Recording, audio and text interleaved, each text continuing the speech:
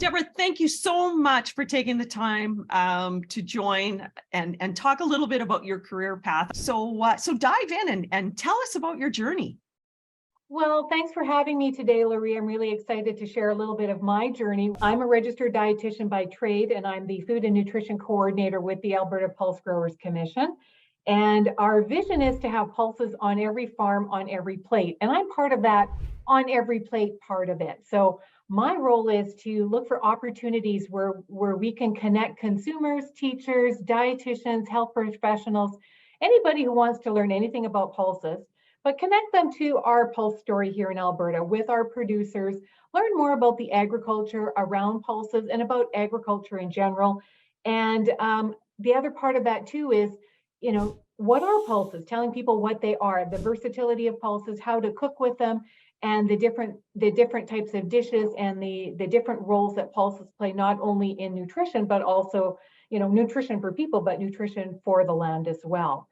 So it's a fun journey to be on, talking about pulses, and something I'm certainly very passionate about. In terms of my journey, I've always enjoyed biology and chemistry. Those were sort of two of my, I don't know if they were my favorite subjects in school, but I did well in them. So I enjoyed them. They made sense to me, and I've always loved food. So that's kind of where it all started. Let's say from a high school, being in school sort of perspective. And then I always wanted to do something where I was helping people. I wanted to be in an industry where I was helping people. So healthcare sort of popped up, and then food, helping people, biology, chemistry, sort of the perfect storm. So I ended up, I have a degree from the University of Alberta. It's a Bachelor of Science degree in home economics with a specialization in foods and nutrition. And then having been born and raised in the city, I did my internship. I moved away from home and moved to Medicine Hat. So that was my first journey into rural Alberta. So I was in Medicine Hat for a couple of years, did my internship at the hospital there. Really enjoyed working in the rural atmosphere in the community and being part of that. So from there, in terms of my career, worked as a clinical dietitian in rural Alberta, and then an opportunity presented itself to get into nutritional sales, which I thought was kind of interesting. So again, educating people about nutrition, but with a specific product line. So I worked for Abbott Laboratories for quite a few years, and then an opportunity presented itself to try my hand at post-secondary. So I ended up at the Northern Alberta Institute of Technology, otherwise known as NAIT, and was an instructor as well as program manager there for a number of years. We trained the people that you would see that would manage a food service operation in a hospital, in long-term care, in assisted living. You could even take that and translate it into recreational facilities. Any place that has a kitchen that needs to be managed, we provided individuals with that skill set. So from there, while I was doing that, I started up my own private practice. In long-term care, they have dietitians on staff, but supportive living or independent living, if they are providing meals, they don't yet necessarily have a dietitian on staff. So I provided that service for them to review their menus and make sure that it met the guidelines for their clients that were in their care. So while I was doing that, then an opportunity came up to work with Alberta Pulse Growers. And at that time, they were running a competition called it was called Mission Impulsible. So they were looking for somebody to coordinate that competition. So I started with them on a contract basis and managed the competition for about 2-3 years. And then eventually, with the onset of back in 2016 International Year of Pulses, they decided they wanted to have a dietitian on staff who could do their consumer outreach, provide education to consumers, health professionals. I'm involved in resource development, all kinds of fun activities. And now social media is another avenue where I'm quite involved. So I've been a permanent staff member with Alberta Pulse Growers now since 2015. Best job ever. Absolutely love it.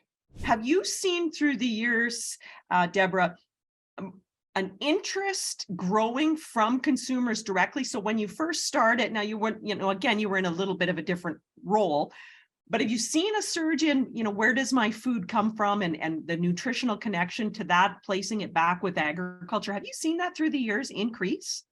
People are quite disconnected from where their food comes from, but they want to learn more. So if I'm at an event and I bring one of our producers or farmers with me, really it's kind of like step aside. I want to talk to this farmer. People want to learn more. I mean, my grandfather was a farmer, and so I have a little bit of background in farming from, the talk with my grandpa and with my mom, but it's really nice to be able to connect to those farmers and understand what those different forces have. So for example, pulses, beans, peas, lentils, chickpeas. Most people will say, yeah, I know about those. I've heard of those. They're good for me. I just don't know what to do with them. So there's an education piece there that, here we've got this wonderful sustainable food source that we grow right here in Alberta and in a number of provinces across Canada. And we've got wonderful health benefits, not only for people, but as well health benefits for the land. So linking it back to sustainability, because people want to learn more about, well, how does agriculture impact the environment? And what do those crops, how do those crops improve the land? Or what are our farmers doing to help improve the land and keep that land, healthy for generations to come? There certainly is a growing demand where people want to learn more and they want to talk to farmers. Survey after survey, farmers continue to be a trusted source of information. Even on social media, if I post a picture of a farmer doing something with his pulse crop, I mean, people are automatically engaged in that. And I think people, when they think of agriculture, they think of you own a plot of land and you're farming. But if you look at the support for our farmers, there are so many different careers that provide that support. So I support our farmers because I educate people to eat pulses. I mean, having worked as a clinical dietitian, I understand sort of health and impacts to health and what a high fiber diet is, or what, a heart healthy diet is, or a meal pattern for somebody with diabetes. And then how do pulses fit into that? But I mean, my journey is, if you had told me many years ago that this is where I would be, I would not have believed you, because my advice to people, to women in agriculture is, if there's an opportunity that comes up and you're like, well, I don't know, but it looks interesting, say yes. Because every role I've had, every job I've had has provided me with a different skill set, a different level of knowledge, and has built the background that's allowed me now to step into the role that I'm in today. I mean, we have a policy specialist on staff, and his role is connecting with the different levels of government, with the different types of legislation, the different types of activities that are going on within the policy network and within government. So if you're kind of thinking like, yeah, I'm kind of into that, there's an opportunity there.